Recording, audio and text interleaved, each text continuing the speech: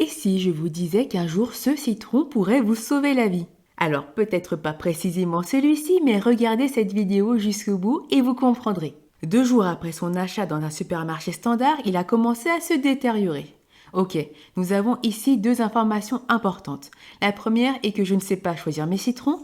La seconde est que la moisissure de ces citrons rejoue un fait historique. Nous voyons ici 2 types de champignons, mais seulement un nous intéresse. Le ver bleuté. Son petit nom est Penicillium.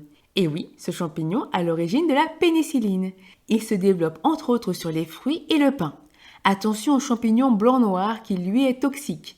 Imaginez-vous dans un monde effondré. Un accès difficile aux médicaments, survient alors une infection d'origine bactérienne. Que faire?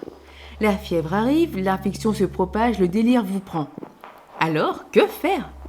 Peut-être que ce citron, cette vidéo, votre démarche seront votre salut. Retenez tout de même que si vous êtes malade à cause d'une bactérie, il sera trop tard pour faire pousser votre pénicillium. L'idéal est d'en avoir toujours un en croissance dans un coin, un peu comme un levain.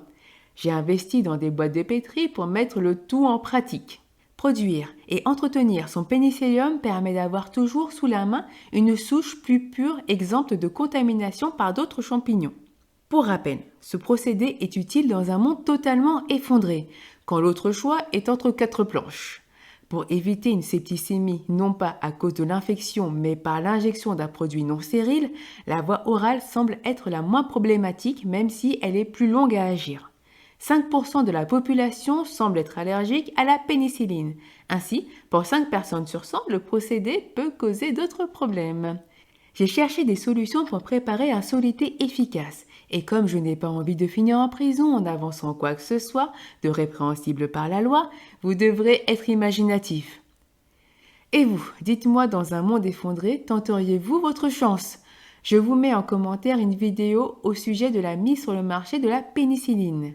Disclaimer, il s'agit d'une vidéo pour un monde effondré.